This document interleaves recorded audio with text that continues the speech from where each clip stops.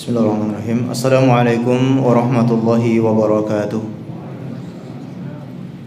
Innal hamdalillah nahmaduhu wa nasta'inuhu wa nastaghfiruh wa natubu ilaihi wa na'udzu billahi min shururi anfusina wa min sayyiati a'malina. May yahdihillahu fala mudilla lahu wa may yudlil fala hadiya lahu.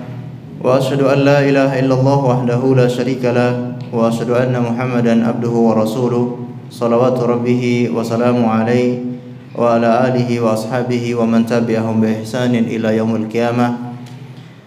Ma'asyiral muslimin wal muslimat, a'azzani Allah wa iyyakum.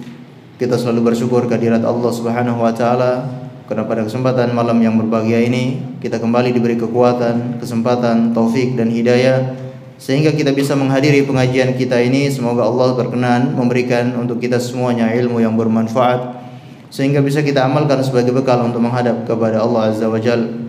Salawat dan taslim semoga selalu tersampaikan kepada junjungan kita Nabi besar Muhammad sallallahu alaihi wasallam, kepada seluruh keluarganya, para sahabatnya dan umatnya yang setia mengikuti tuntunannya sampai hari kiamat. Ma'asyiral muslimin wal muslimat, azani Allah wa iyyakum. Marilah kita terus saling watawassaw bil haqqi watawassaw bis sabri, menasihati dalam kebaikan dan kesabaran. Karena dengan memberi nasihat, memberikan peringatan itu sangat bermanfaat untuk orang-orang yang beriman. Fadzakir fa inna dzikra tanfa'ul mu'minin. Dan berilah peringatan karena sesungguhnya peringatan itu sangatlah bermanfaat untuk orang-orang yang beriman. Di antara nasihat yang sering dan terus kita sampaikan adalah mari selalu berpegang pada kitabullah dan sunnatur Rasul sallallahu alaihi wasallam. Apa yang diperintahkan oleh Rasulullah maka kerjakan. Dan apapun yang tidak diperintahkan oleh beliau jangan sekali-kali kerjakan. Meskipun sebagian manusia, bahkan seluruh orang, seluruh penduduk bumi ini menganggap perbuatan itu baik, tapi kalau tidak dicontohkan oleh baginda Rasulullah sallallahu alaihi wasallam, tinggalkan. Karena fa inna khairal hadi hadiyu Muhammadin sallallahu alaihi wasallam. Sesungguhnya sebaik-baik petunjuk, sebaik-baik jalan petunjuk, jalan keselamatan yaitu petunjuknya Rasulullah sallallahu alaihi wasallam. Kata Syekhul Islam Ibnu Taimiyah rahimahullahu taala, kalian tidak akan ditanya kenapa kalian tidak mengikuti kebanyakan orang di muka bumi ini. Namun kalian akan ditanya oleh Allah, kenapa kalian tidak mengikuti satu orang, yaitu tidak mengikuti Rasulullah sallallahu alaihi wasallam. Maka teruslah kita berpegang teguh meskipun tantangannya besar. Orang yang mengikuti sunnah Rasulullah sallallahu alaihi wasallam akan selalu diuji oleh Allah, namun tetap istiqomah. Bagaikan seseorang yang memegang bara api, dia akan hidup dalam keterasingan, diasingkan oleh sebagian orang atau kebanyakan orang. Namun bergembiralah bagi orang-orang yang asing atau diasingkan tersebut, karena sesungguhnya merekalah yang berada di atas jalan yang benar. Maka berbahagialah, kemudian istiqomah dan bangga kalau kita berada di atas jalan yang dituntunkan oleh Rasulullah sallallahu alaihi wasallam. Apapun godaannya kita tetap tegar, ya, laumata laim, ya, tidak terpedaya atau tidak gembos sama sekali di atas petunjuk Rasulullah sallallahu alaihi wasallam. Baik, seperti biasanya kita lanjutkan pengajian kita membahas kitab Ahkamul Janaiz, yaitu hukum-hukum seputar pengurusan jenazah. Kita masih membahas bab yakni menguburkan mayit. Di antara poin yang akan kita lanjutkan yaitu wa yusannu ba'dal faraghi min dafnihi umurun. Dan disunahkan setelah menguburkan jenazah ada beberapa perkara. Ini sunnah-sunnah setelah menguburkan jenazah, dan ini sangatlah penting yang harus kita ketahui bersama. Apa saja sunnah-sunnah tersebut? Kata beliau, al-awwal ay yurfa'al qabru anil ardi qalilan nahwu shibrin, yaitu meninggikan kuburan dari tanah sedikit, yaitu kurang lebih 1 jengkal. Disunahkan menguburkan atau meninggikan tanah kuburan itu sekitar 1 jengkal. wala yusawwa bil ardi, dan tidak boleh atau tidak dianjurkan kuburan itu rata dengan tanah. Wa dzalika liyatamayyaza fayusanu wa la yuhanu li hadits Jabir radhiyallahu anhu. Hal itu agar bisa membedakan mana kuburan, mana yang bukan kuburan, agar terjaga dan tidak dihinakan. Kalau tidak kelihatan kuburan, bisa jadi diinjak-injak oleh orang lain ketika melewati pemakaman ataupun diduduki, dan hal yang selainnya itu malah menghinakan kuburan tersebut. Padahal kita tahu ada larangan tersendiri menginjak ataupun menduduki kuburan tersebut. Li hadis Jabir radhiyallahu anhu, sebagaimana hadis Jabir bin Abdullah radhiyallahu anhu, anna Nabiy sallallahu alaihi wasallam ulhida lahu lahdun wa nasaba alaihi libna nasban wa rufi'a qabrahu minal ardi nahwan min shibrin. Bahwasanya Nabi sallallahu alaihi wasallam kuburannya menggunakan liang lahat, kemudian ditutupi dengan batu bata ataupun penutup dari tanah. Kemudian kuburannya ditinggikan dari bumi sekitar 1 jengkal. Ya, ini dalil bahwa dianjurkan untuk meninggikan kuburan. Kemudian di sini beliau menekankan wa yu'ayyiduhu ma sayati minan nahi aniz ziyadati ala turab al kharij minal qabri. Dan untuk menekankan lagi apa yang akan kita bahas setelahnya, yaitu larangan menambahkan tanah di luar tanah galian kuburan tersebut. Jadi tidak boleh mendatangkan tanah baru selain tanah bekas galian kuburan tersebut. Fa inna minal ma'lumi annahu yabqa ba'da dafni alal qabri at-turab. Karena sudah diketahui bersama bahwasanya tanah itu masih tetap tersedia, masih tetap mencukupi ketika penggalian kuburan tersebut yang dikeluarkan dari galian kuburan. Alladzi syaghalahu jismul mayit, dan tanah ini pasti akan cukup karena sudah diisi dengan mayit. Ketika jenazah diisi, otomatis bekas tanah yang digali tadi atau liang lahatnya itu tanahnya diisi dengan mayit, maka tanahnya cukup, tidak perlu menambah tanah di luar galian. Wa dzalika yusawil qadral madhkur fil hadisi takriban, dan itulah sesuai dengan hadis yang kita sebutkan tadi, yaitu bahwasanya cukup untuk meninggikan kuburan. Kalau ditambahkan tanah, otomatis apa? Gundukannya semakin tinggi, semakin banyak. Oleh karenanya Imam Asy-Syafi'i rahimahullahu taala juga beliau menekankan dalam kitabnya Al-Um, wa qala Asy-Syafi'i fil di dalam kitabnya Al-Um, yaitu wa uhibbu alla yuzadu fil qabri turabun min ghairihi, dan aku sangat menyukai tidak menambah dari kuburan itu tanah selainnya. Li'annahu idza zida irtafa'a jiddan, karena apabila ditambah dari tanah yang lain maka akan sangat tinggi kuburan tersebut. Wa inna ma uhibbu ayyuskhasa ala wajhil ardi shibran aw nahwihi. Namun yang saya sukai dari kuburan adalah ditinggikan dari tanah itu sekitar 1 jengkal saja. Ini menunjukkan bahwa dianjurkan meninggikan kuburan, namun tidak boleh terlalu tinggi. Imam Syafi'i beliau suka kalau tingginya itu tidak terlalu tinggi, yaitu hanya 1 jengkal saja. Apalagi kalau beliau melihat kondisi kaum muslimin zaman sekarang, yang mungkin kebanyakan mereka mengikuti atau menganggap mereka mengikuti Imam Syafi'i, namun dalam pemakaman atau dalam memakamkan mayit jauh dari tuntunan Imam Syafi'i rahimahullahu taala. Bukan hanya tanah yang ditinggikan, tapi malah dibangun tembok di atasnya, dibangun rumah di atasnya, dihiasi dengan hiasan-hiasan seperti kamar pengantin. Ini sangat jauh dari tuntunan Imam Syafi'i. Padahal kalau ditanya mazhabnya siapa, imamnya siapa yang diikuti, wah, sangat depan mengatakan kami pengikut Imam Syafi'i, tapi tidak menjalankan apa yang dianjurkan oleh Imam Syafi'i dalam pemakaman dan yang lainnya. Baik. Wa naqala Imam An-Nawawi fi al-Majmu', dan juga dinukilkan oleh Imam An-Nawawi dalam kitabnya Al-Majmu'. Ini poin yang atau sunnah yang pertama, yaitu meninggikan kuburan sekitar 1 jengkal.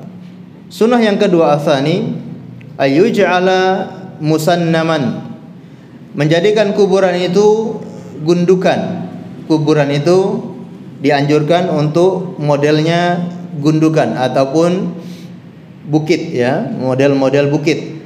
Jadi tidak rata atau tidak segi empat, namun kuburan itu sebaiknya gundukan.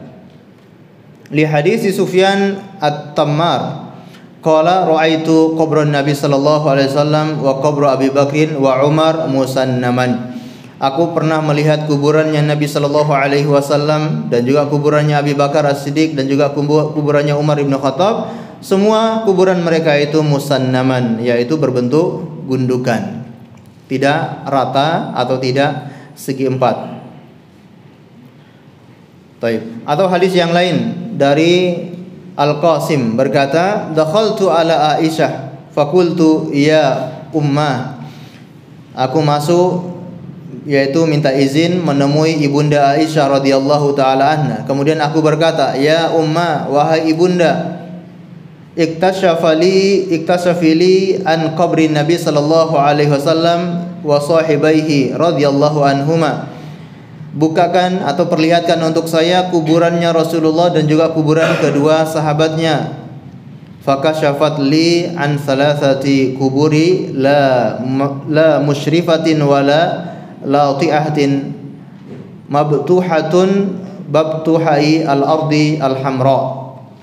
Maka beliau pun membukakan atau memperlihatkan kuburan tiga orang tersebut, Rasulullah, Abu Bakar dan juga Umar. Maka kata perawi ini, aku melihat kuburannya itu tidak terlalu tinggi dan tidak datar. Tidak terlalu, gundukannya tidak terlalu tinggi dan juga tidak datar, tapi gundukan, namun gundukannya 1 jengkal dari tanah, yaitu ditabur di atasnya kerikil kecil. Dan ini dianjurkan kalau mau naburi kuburan, naburi pakai kerikil, jangan tabur dengan bunga dengan kembang. Ini malah keliru, ya. Nabur kuburan pakai bunga, bukan. Naburi kuburan itu pakai kerikil, ya. Apalagi sampai berkeyakinan sampai bunganya itu kering atau bunganya kalau masih basah bisa diringankan siksaannya. Ini malah keliru lagi. Karena sebagian orang beranggapan kalau bunganya ini masih basah masih meringankan siksaan di kuburan orang ini. Mereka beranalogi dengan Rasulullah meletakkan pelepah kurma yang masih basah di atas kuburan seseorang yang sedang diazab oleh Allah Subhanahu wa taala. Kata Rasulullah, selagi pelepah kurma ini masih basah, maka akan diringankan atau tidak disiksa oleh Allah Subhanahu wa taala. Ini sangat keliru, kias yang farik, ya, kias yang sangat berbeda, tidak nyambung. Kenapa? Karena Rasulullah tahu orang ini disiksa atau tidak, beliau tahu. Beliau diberitahu oleh Allah Subhanahu wa taala melalui malaikat Jibril apakah orang ini disiksa atau tidak. Nah, kita yang meletakkan bunga, kita tahu atau tidak orang ini sedang disiksa atau tidak? Nah, kita nggak ada yang tahu. Maka tidak bisa dikiaskan dengan hal tersebut. Baik. Maka kuburan kalau mau taburi kerikil. Itulah kuburan Rasulullah sallallahu alaihi wasallam. Sunnah berikutnya yaitu ats-tsalits ay yu'allamahu bihajarin aw nahwihi liyudfan ilaihi man yamutu min ahlihi, yaitu memberikan tanda dengan sebuah batu dan yang lainnya agar bisa karib kerabatnya dikuburkan dekat kuburan tersebut. Memberikan tanda. Kalau zaman kita sekarang batu nisan, ya. Kalau di Arab Saudi menggunakan batu biasa, ya. Kalau di sini mungkin batu nisan. Ini boleh kalau kita meletakkan batu nisan di arah kepala ataupun arah kaki sebagai tanda. Tanda kalau ini kuburan, atau batunya mungkin batu yang bisa dikenali oleh orang tersebut atau kerabat tersebut, sehingga kalau ada kerabat yang lain yang meninggal bisa dikuburkan di dekat kerabat mereka tersebut. Lalu bagaimana dengan memberikan nama? Biasanya batu nisan dikasih tulis nama, tanggal lahir, tanggal meninggal, ataupun yang lainnya. Tentu ini ada larangan kalau memberikan nama pada batu nisan. Disebutkan dalam Al-Mawsu' Al-Fiqhiyah, ensiklopedia fikih Islam, tentang bagaimana hukumnya menulis nama di batu nisan. Ikhtalafa ahlul ilm fi hukmi al-kitabati alal qabri. Para ulama berbeda pendapat tentang hukum menulis di atas kuburan.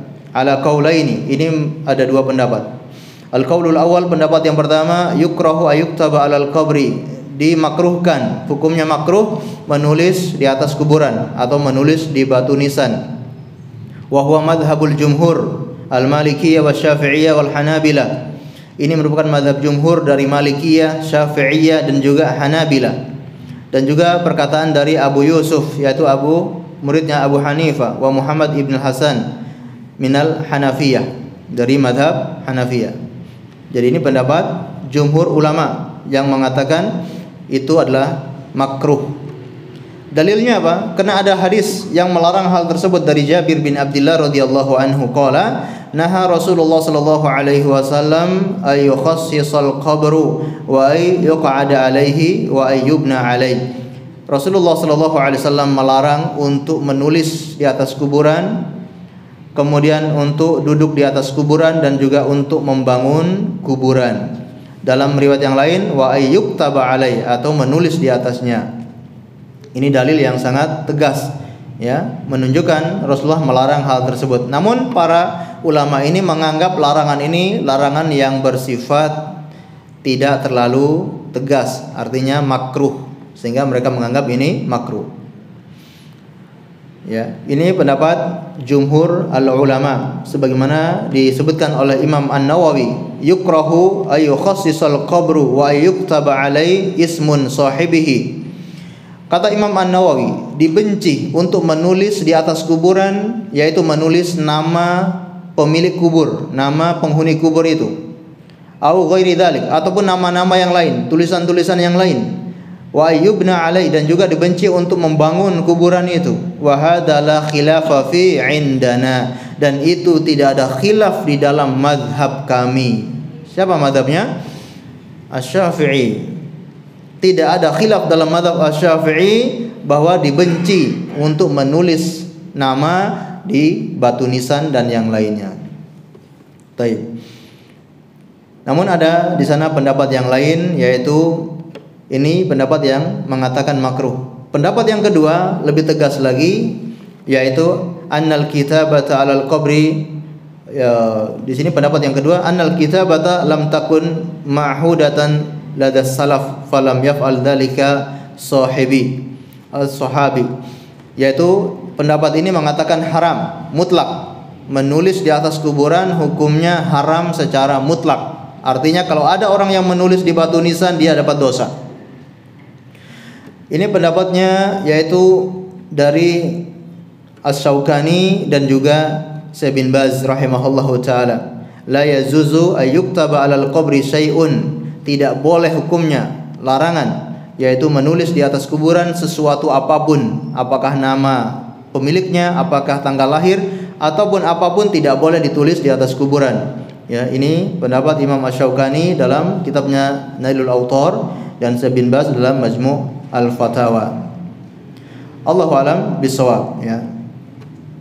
Maka yang lebih baik kalau kita meneladani Rasulullah sallallahu alaihi wasallam dan juga para sahabatnya, maka sebaiknya jangan ditulis nama di batu nisan. Ya. Apalagi ini tidak ada aturan yang baku dari pemerintah misalkan. Kalau ini tidak ada aturan baku dari pemerintahan, dari undang-undang harus kuburan itu ditulis di batu nisan. Kalau tidak ada, itu lebih longgar. Maka nggak perlu pakai nama di batu nisan. Allahu a'lam bishawab. Jadi bisa menggunakan tanda yang lain.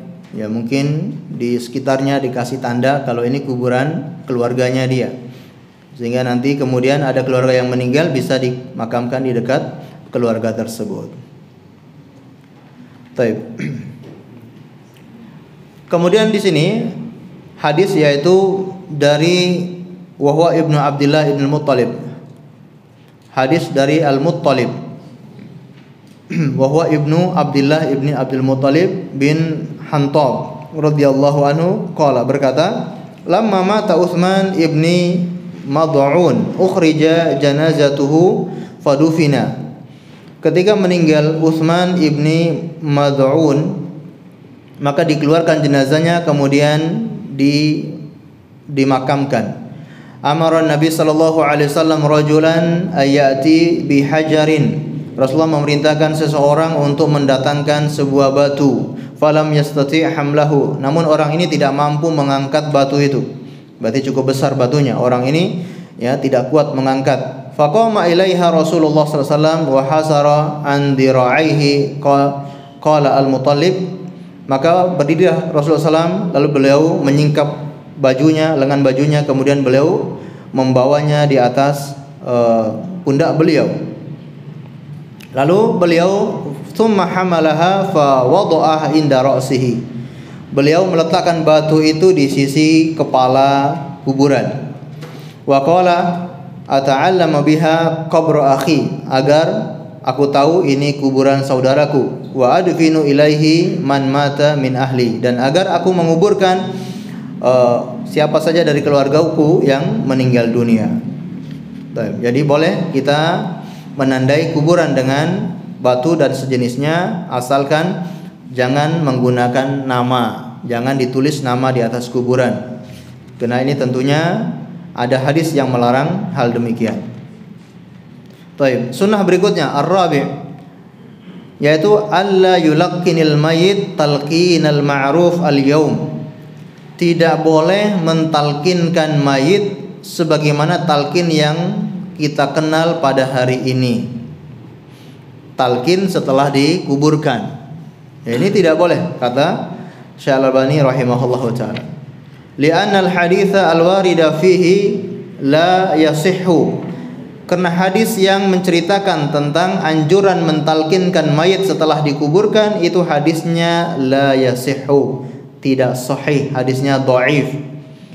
Bal yaqifu 'alal qabri yad'u lahu bitasbit. Namun anjuran dari Rasulullah adalah apa kalau setelah dikuburkan? Yaitu berdiri di sisi kuburan kemudian mendoakan untuk si mayit bitasbit, agar diberi keteguhan dalam menjawab pertanyaan malaikat. Ini yang dianjurkan, yaitu mendoakan mayit, meminta ampunan untuk mayit, meminta rahmat untuk mayit, dan meminta agar si mayit ini diberi keteguhan di dalam menjawab pertanyaan-pertanyaan tersebut. Wa yastaghfir lahu, kemudian memohon ampunkan untuknya. Wa ya'muru al-hadirina bidzalik, kemudian memerintahkan para hadirin untuk mendoakan mayit. Ini yang dianjurkan. Jadi bukan malah mentalkinkan mayit. Walaupun demikian, masalah mentalkinkan mayit ini termasuk perkara yang diperselisihkan oleh para ulama. Disebutkan oleh Syekhul Islam Ibnu Taimiyah dalam Majmu' al-Fatawa milik beliau. Kita bacakan apa pandangan yang ditulis oleh Syekhul Islam Ibnu Taimiyah. Qala Ibnu Taimiyah fi talqin, dalam mentalkinkan mayit. Hadza at-talqin al-madhkur qad naqala an ta'ifatun minas sahabah. Talqin yang disebutkan itu telah dinukilkan dari sekelompok sahabat.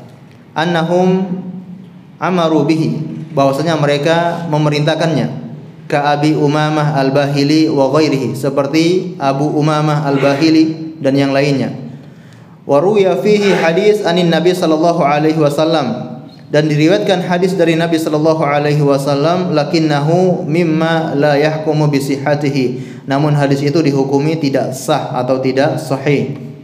Walam yakun katsirun minas sahaba yaf'alu dzalik, dan kebanyakan sahabat, ya, hampir seluruh sahabat tidak melakukan hal demikian, yaitu mentalkinkan mayit. Ya. Falihadza qala al-Imam Ahmad wa ghairuhu minal ulama. Oleh karenanya Imam Ahmad dan juga yang lainnya dari kalangan ulama berkata, inna hadza talqin la ba'sa bihi. Talqin seperti ini tidak mengapa.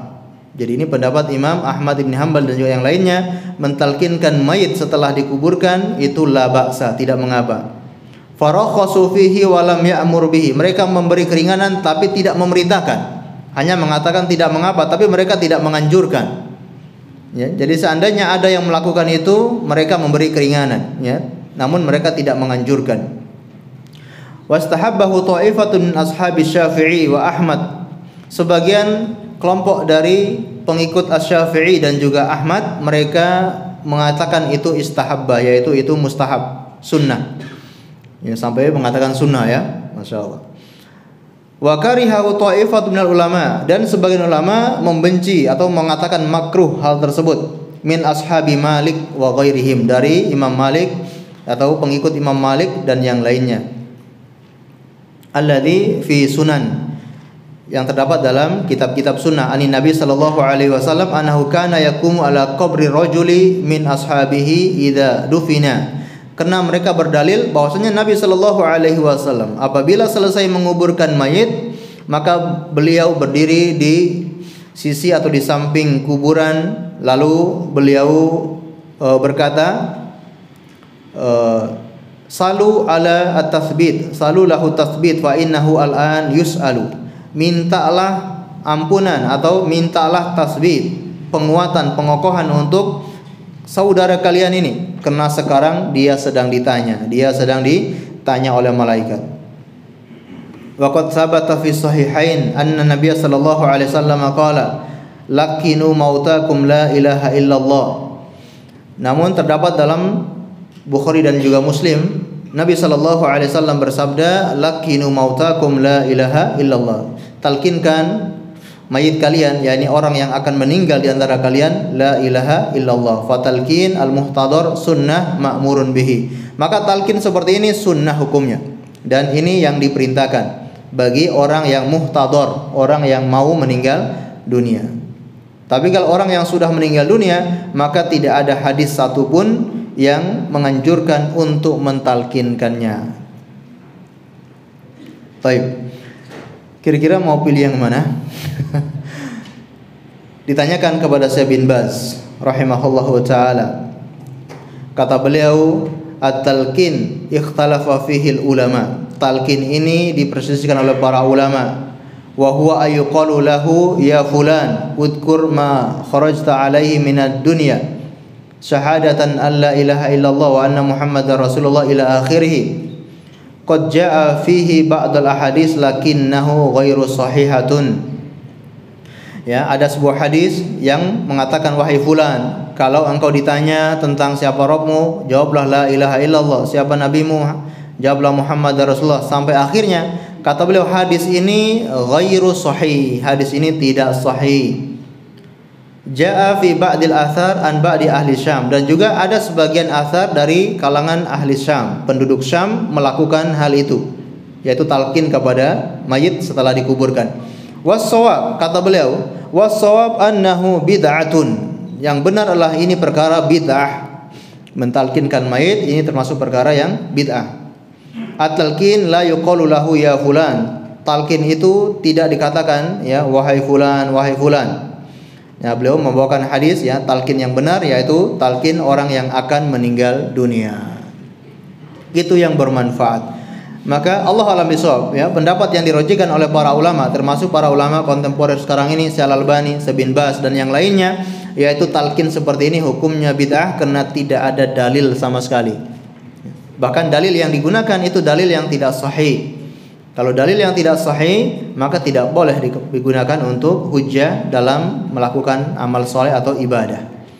Allahu a'lam bishawab. Maka sebaiknya sebagaimana anjuran dari Syekh Al-Albani ini, tinggalkan ya, tidak boleh kita talkinkan mayit setelah menguburkan. Namun yang lebih sesuai sunnah adalah apa? Mendoakan. Ya, mendoakan mayit, meminta untuk dikokohkan hatinya dalam menjawab pertanyaan tersebut. Baik. Allahu a'lam bishawab. Berikutnya poin yang selanjutnya yaitu wa yazuzul julus inda athna'i dafni bi qasdi at-tadhkir al-hadirin bil maut wa ma ba'dahu.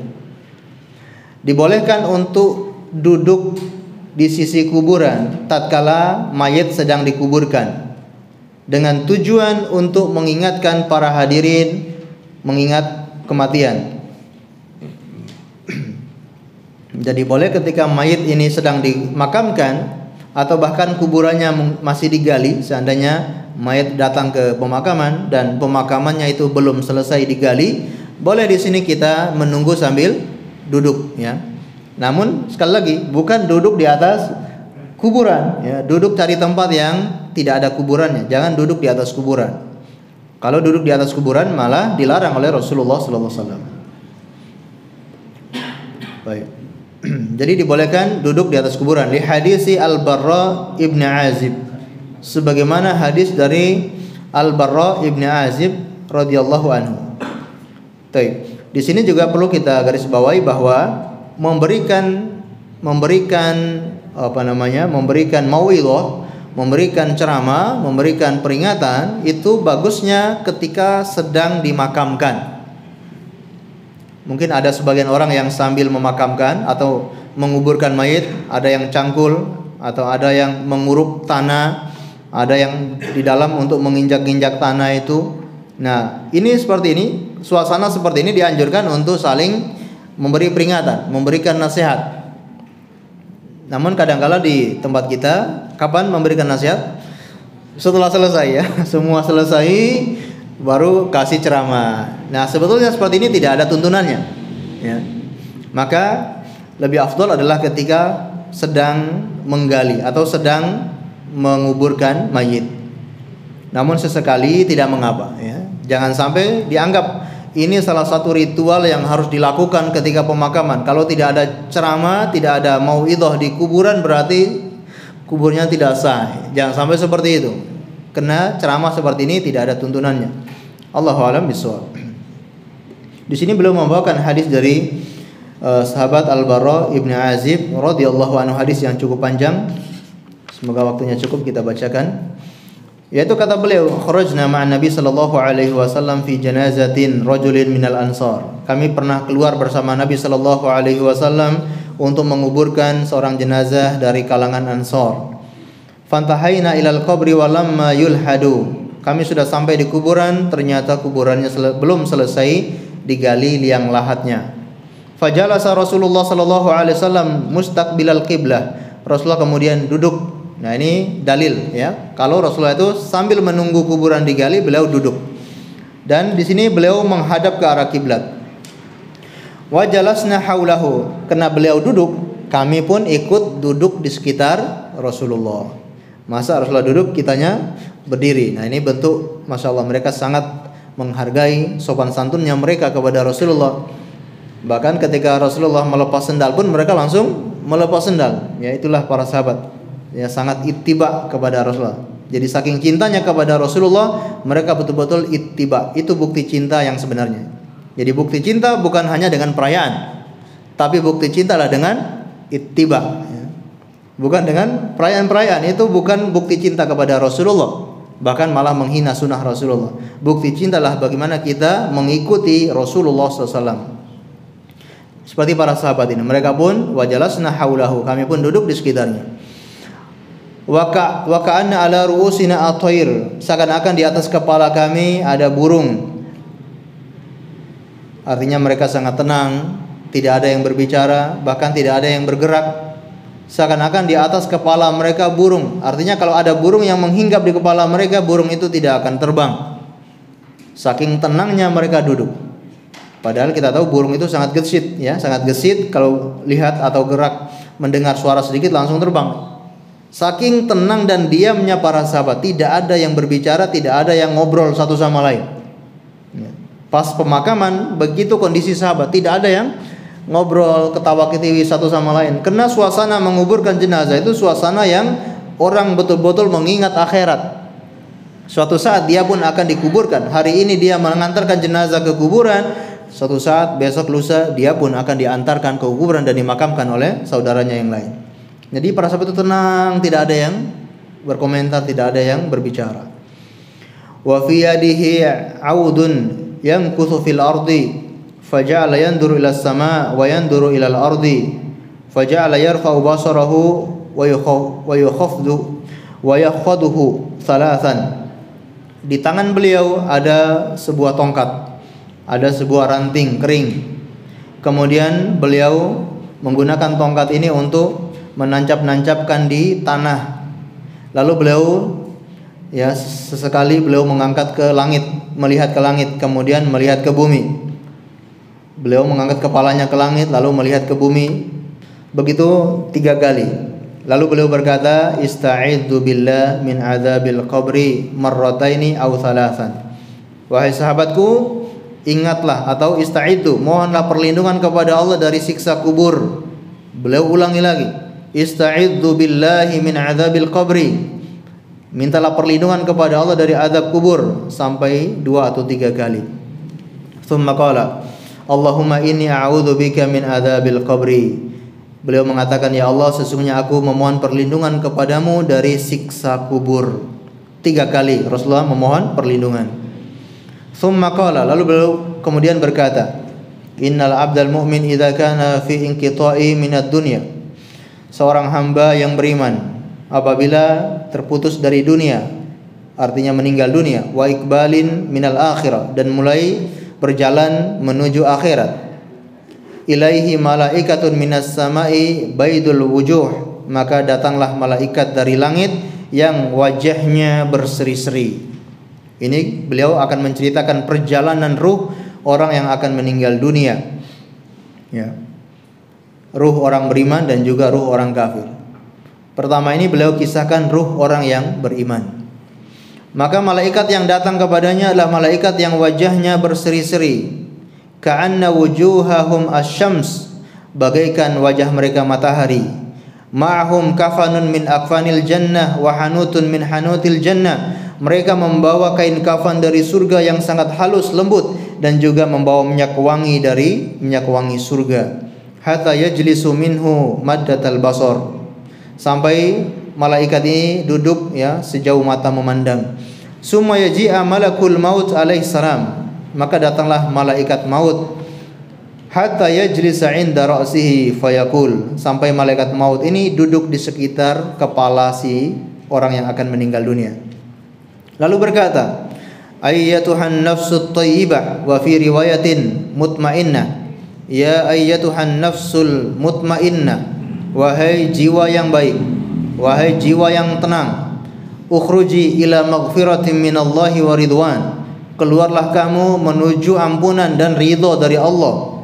Qala fatakhruju tasilu kama tasilul qatratu min fi as-saqa, maka keluarlah ruh itu sebagaimana keluarnya air dari mulut teko.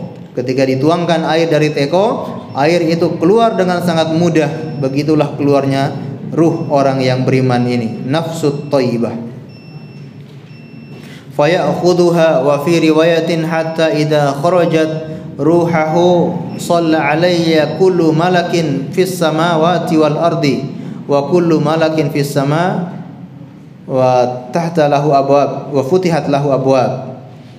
Dalam riwayat disebutkan ketika ruh ini keluar, mereka semua bersolawat, malaikat yang ada di langit maupun yang ada di bumi. Seluruhnya malaikat, mereka mensolatinya atau mereka bersolawat kepadanya. Baik. Kemudian wa futihat lahu abwabus sama, dibukakan untuknya pintu-pintu langit. Laisa min ahli babin illa wahum yad'u Allah ay yu'raj bi ruhihi min kibalihim. Tidaklah setiap pintu itu dibuka, melainkan semuanya menyeru untuk ikut mengantarkan jenazah tersebut atau ruh tersebut. Fa idza akhadhaha lam yad'uha fi yadihi tarfata 'ain hatta ya'khudhaha fayaj'aluha fi dzalikal kafan. Sampai mereka itu semua berebut untuk mengantarkan ruh tersebut. Lalu dikafani dengan kain kafan dan dipakaikan wangi-wangian dari surga tersebut. Inilah yang sebagaimana Allah berfirman, "Fatawaffathu rusuluna wa hum la yufarritun." Dan orang ini akan dicabut nyawanya oleh utusan kami, yaitu malaikat, wa hum la yufarritun, dan mereka tidak tidak menyia-nyiakannya. Wa yakhruju minha ka'atibi nafhati miskin wujidat ala wajhil ardi, maka ruh ini keluar memiliki wangi yang sangat wangi, lebih wangi daripada minyak wangi yang ada di dunia ini. Qala fayas'aduna biha fala yamurru ya'ni biha ila mala'in minal malaikati illa qalu ma hadzal ruh at-thayyib. Tidaklah ketika ruh ini diangkat ke atas melewati satu dari malaikat ataupun para malaikat, semuanya akan bertanya-tanya, siapa ruh ini? Milik siapa ruh ini? Milik siapa ruh yang sangat baik ini? Fayaqulun fulan ibni fulan bi ahsani asma'ihi. Maka dikatakan ini ruhnya fulan bin fulan, disebutkan namanya yang terbaik. Ketika disebutkan namanya, ternyata mereka semua kenal dengan nama tersebut. Masya Allah. Jadi orang ini, fulan ini bukan orang yang asing di telinganya malaikat. Ketika disebutkan nama fulan bin fulan, mereka semua langsung mengenal nama ruh tersebut. Karena para malaikat sebelumnya di dunia atau orang ini masih hidup, mereka sudah mengenal nama itu di langit sana. Sebagaimana kita sering sebutkan bahwasanya keutamaan orang yang hadir di dalam majelis ilmu akan disebutkan namanya oleh Allah di hadapan siapa? Malaikat. Fadzakarahumullahu fi man 'inda. Allah akan sebutkan nama siapa saja yang hadir di dalam majelis ilmu, nama-namanya disebutkan di hadapan malaikat. Jadi namanya sudah tidak asing di penduduk langit, sudah terkenal namanya. Walaupun di dunia dia tidak terkenal. Baik, disebutkan namanya dengan nama yang paling bagus, ya, yang dinamakan di dunia. Hatta yantahu biha ila sama'id dunya, sampai selesai di langit yang dunia. Fa yastaftahu lahu fa yuftah lahum wa yusayyi'uhu min kulli sama'in yuqarribuha ila sama'il lati taliha. Langit pertama dibuka, dimintakan untuk dibuka, maka dibukalah langit yang pertama. Kemudian semuanya ikut mengantarkan ruh ini ke langit berikutnya. Begitu sampai ke langit kedua, seluruh malaikat yang ada di langit kedua ikut mengantarkan sampai langit yang ketiga. Sampai seterusnya dia sampai ke langit yang ketujuh. Hatta yantahi bihi ila sama'is sabi'ah, sampai ke langit yang ketujuh. Fayaqulullahu azza wa jal, ini yang terdapat dalam firman Allah Subhanahu wa taala, wa ma adraka ma illiyun kitabum marqum yashhaduhul muqarrabun. Tahukah kamu apa itu illiyun? Kitabum marqum, yaitu catatan calon-calon penghuni surga, buku catatan calon-calon penghuni surga. Yashhaduhul muqarrabun, yang akan disaksikan oleh muqarrabun, para malaikat semuanya menyaksikan calon penghuni surga tersebut. Allah alam bisawab. Ini akan kita lanjutkan sedikit lagi nanti setelah kita mendengarkan azan.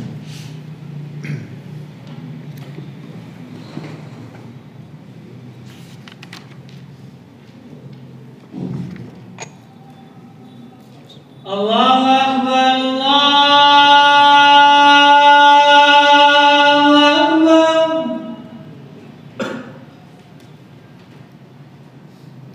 Allahu Akbar,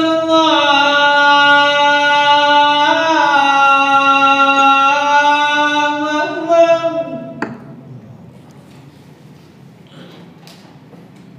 Asyhadu an la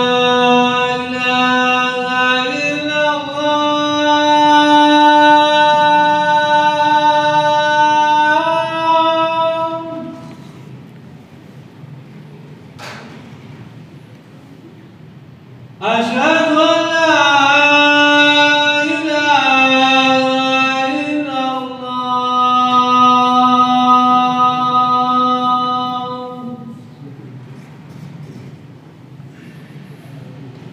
Asyhadu anna Muhammadan Rasulullah.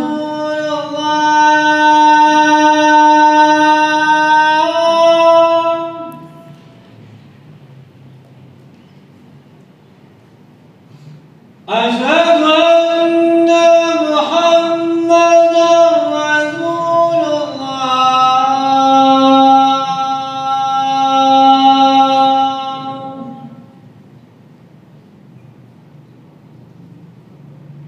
Hayya 'alas salah.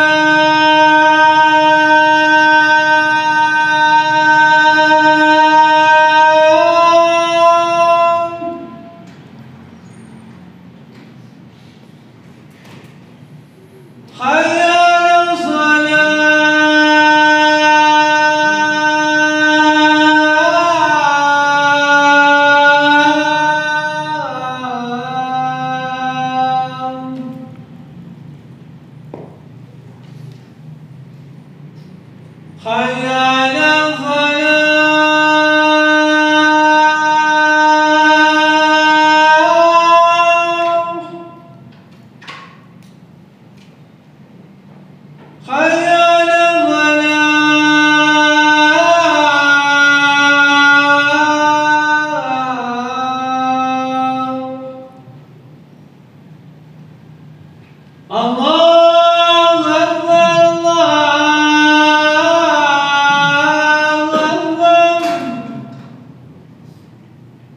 لا إله إلا الله.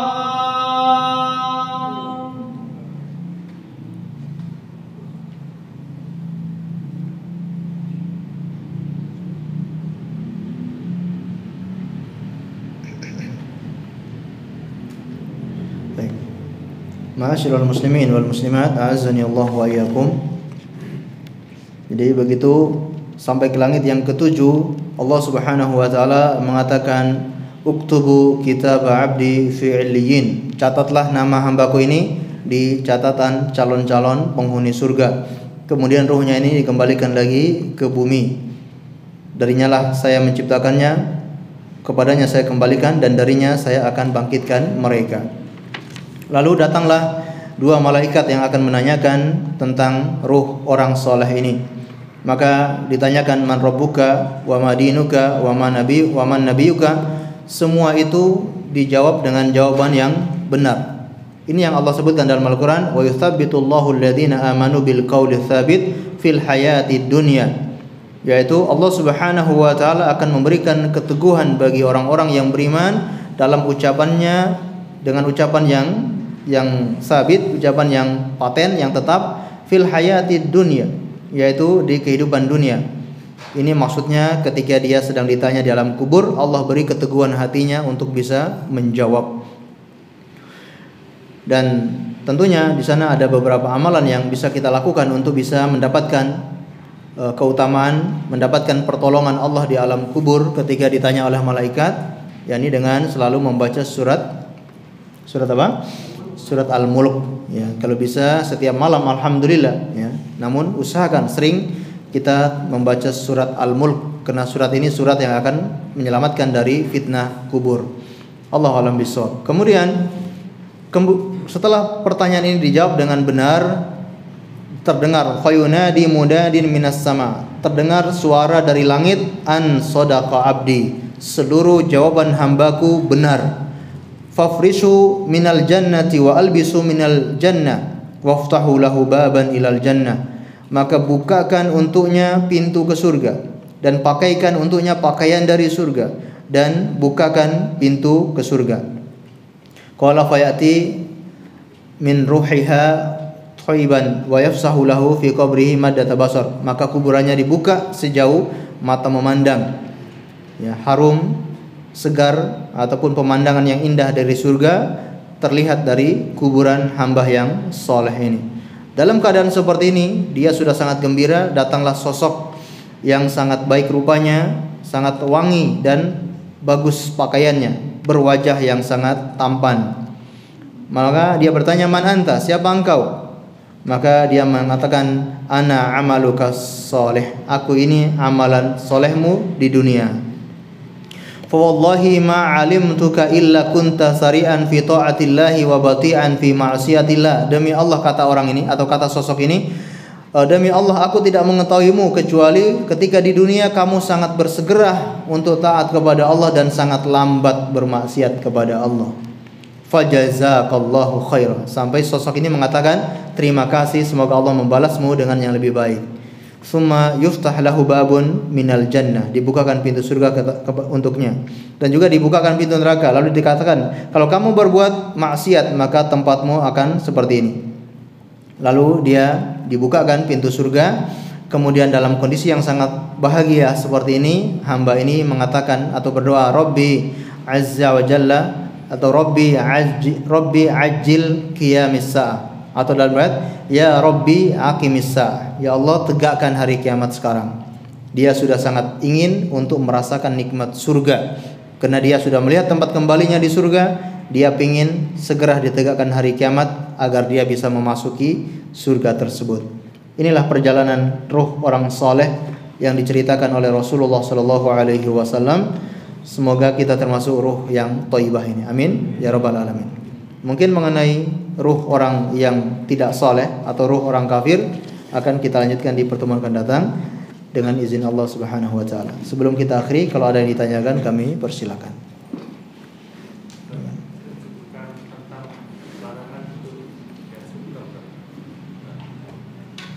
Kalau begitu, apalagi kalau misal orang itu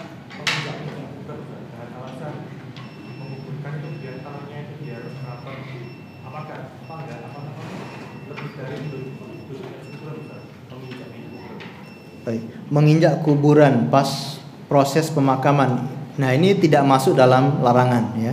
Tidak masuk dalam larangan menginjak ataupun duduk di atas kuburan. Karena ini sedang proses ya. Jadi bukan kuburan yang sudah selesai. Karena dalam proses ini mau nggak mau kita harus menginjak kuburan tersebut.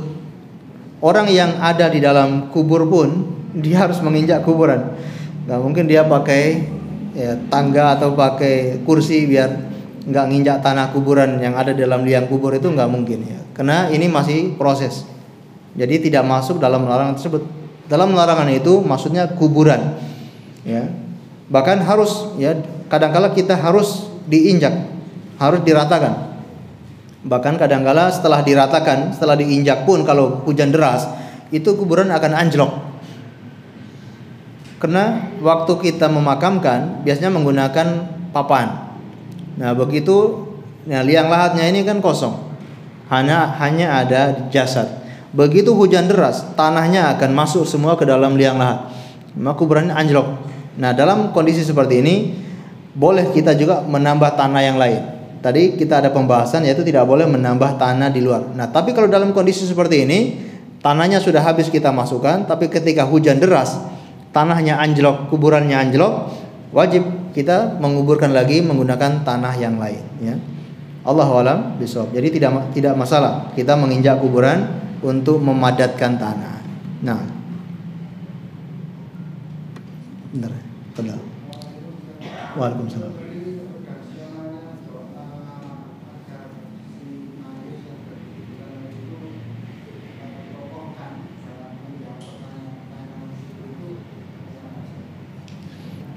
Redaksi doanya. Baik. Nah, di sini tidak disebutkan ya. Tadi disebutkan doakan untuk dikokohkan. Nah, redaksinya seperti apa? Nah, Allah alam, kami tidak menemukan redaksi khusus doa yang untuk membuat orang ini dikokohkan.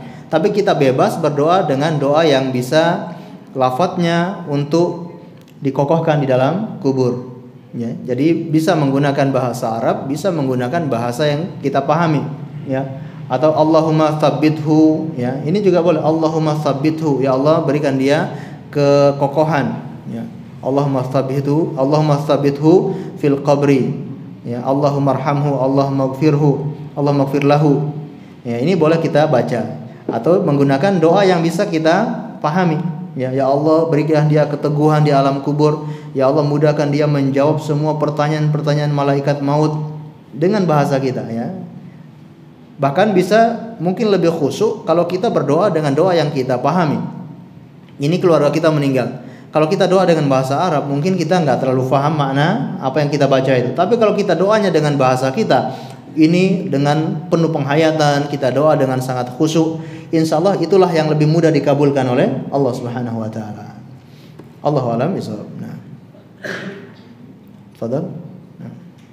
Bagaimana sikap kita ketika terutama keluarga kita, orang tua kita atau anak kita itu yang terlanjur berada di tamu. Mungkin sebelumnya kita nggak tahu, setelahnya kita tahu, bagaimana sikap kita? Bongkar.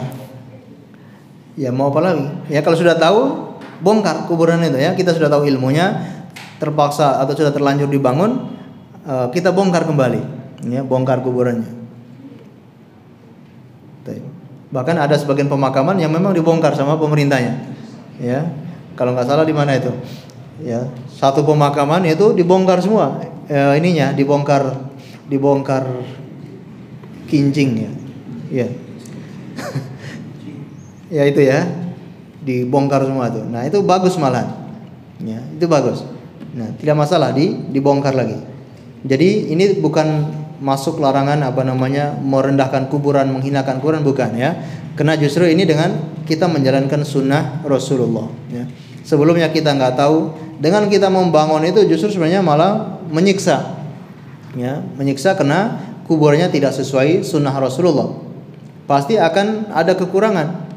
Mau tidak mau kalau kuburan itu menyelisih sunnah Rasulullah, pasti ada kekurangan yang dia dapatkan. Mungkin dia orang yang soleh, tapi derajatnya mungkin dengan orang yang kuburannya sama-sama soleh. Ini ada orang sama-sama soleh, sama-sama takwa. Yang satu kuburannya dibangun oleh keluarganya, yang satu kuburannya tidak dibangun sesuai sunnah. Tentu yang sesuai sunnah ini derajatnya pasti lebih tinggi daripada soleh tapi yang kuburannya dibangun itu. Jadi itu akan mengurangi haknya dia. Maka dengan menghancurkan kuburan itu tidak termasuk kita menghinakan kuburan, bukan ya. Allahu a'lam bishawab. Nah, ada yang lain atau sudah selesai? Ya.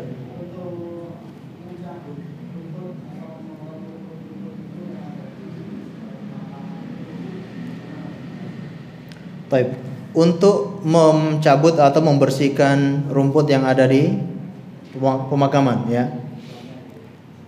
Baik, ini hanya untuk kemudahan. Jadi kalau ada orang yang mau memakamkan lagi tidak kesulitan. Ya, kalau rumputnya nanti tinggi-tinggi kasihan ya. Keinjak mungkin ada duri, ada yang lain. Jadi ini hanya untuk mempermudahkan orang ketika memakamkan yang lain. Jadi tidak ada anjuran dalam agama kuburan itu harus dibersihkan rumputnya ya. Ini tidak ada anjuran seperti itu. Ya, justru kuburan itu dibiarkan saja ya sebagaimana apa adanya. Ya, tidak harus diperbagus, tidak harus ditanamkan bunga-bunga, enggak harus seperti itu ya. Kuburannya bahkan dianjurkan menabur kerikil di atas kuburan tersebut ya. Jadi kalau ada rumput-rumput kita mencabut itu hanya untuk kemudahan ya, kemudahan agar orang yang memakamkan itu tidak kesulitan ya. Allahu a'lam bishawab. Ya.